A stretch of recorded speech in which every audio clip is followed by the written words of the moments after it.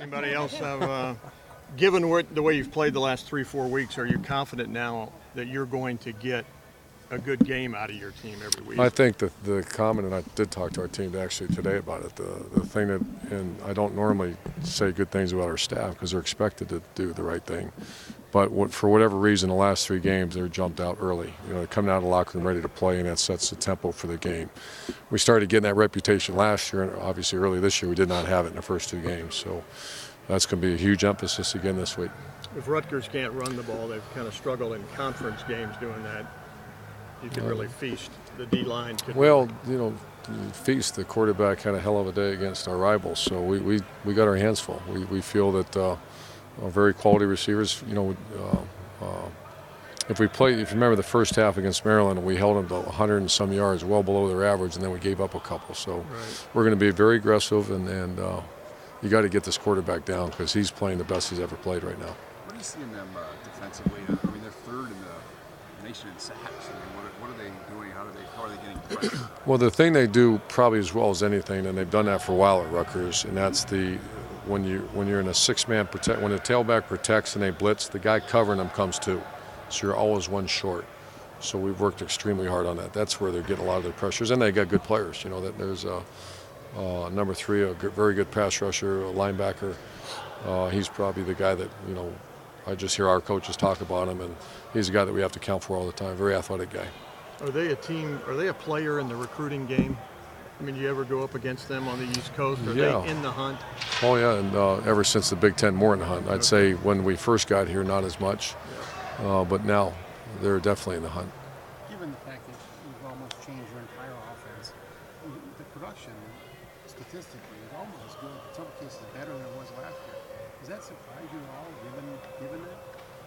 I mean, after the first game, yeah, I had a lot of concerns across the board.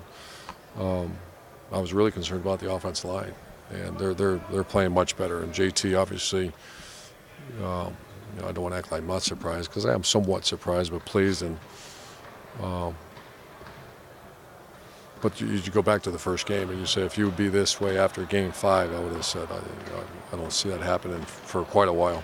Urban, how much difference you see between Eli Apple now and 5 games ago, just being a starter, a regular starter? Just you don't see the wide eyes that you saw the first game, and he was a very immature player a year ago. He's a mature guy, and he still has to play a lot better than he is, but he's acting like a guy that's played a lot of football around here. Was that a battle? Do you remember that as a battle with Rutgers? I mean, to get him, and coming from New Jersey and stuff, what do you remember about getting him? No, he was a Buckeye. Taver Johnson was recruiting him, and he had his hand up.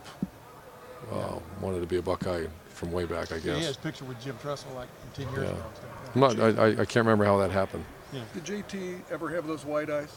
Oh my gosh, yeah. But early on, not certainly. No, he's fine now. Oh no, first game. Yeah, he had the typical Alex Smith look. Alex was the same way. So no, he's fine now. Any problem keeping the blinders on with Penn State and Michigan State and everybody thinking you're on? No, they've been good. I'm really impressed with just another week, another bye week, and I was after the game ended in Maryland, I'm thinking, good gosh, now we have another week off. Urban, you've talked about the kick coverage guys a lot.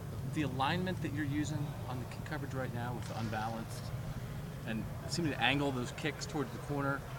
Why are you guys going about it that way, and what's the execution like for those guys doing it that way? Well, we've done that for 13 years. I mean, that's been our style. We even squeeze it more and more. We put 6 into the boundary to let guys like Garyon Vaughn, and it's either Ezekiel, Curtis Samuel, or Amani to the field. And I let them just squeeze and go to the ball. And so we only cover really 1/3 of the field on a good kick. The problem is when it's a bad kick. Yeah, I mean, you guys have kicked it out of bounds a couple times. Is that a risk you're willing to take? A risk you're willing to take, yeah. And we don't, normally just pound it out of the end zone either. We want to challenge them to bring it out, and that depends on what kind of guy what kind of how confident our kick team is. If our kick team's confident, a lot of times I'll tell them to let them return it. When you watch that video, though, what is standing out about this group in particular about getting kickoff? Yeah. Really good players. I mean, that are hungry, that love it, that love to stand up in front of their peers, and I mean they're wild. That's a wild group now. That's my favorite part of the day is to go call those guys up on the sideline. Any injuries or anything? Yeah. This week? Yeah. Any injuries, Jerry? I don't think so. No. How's Curtis doing? Is he Curtis Oh, he's Samuels, good to go. full- He okay. was injured. He had a thigh bruise, and he's been cleared to play. Thanks. Thanks, Coach. man. Thanks, Coach.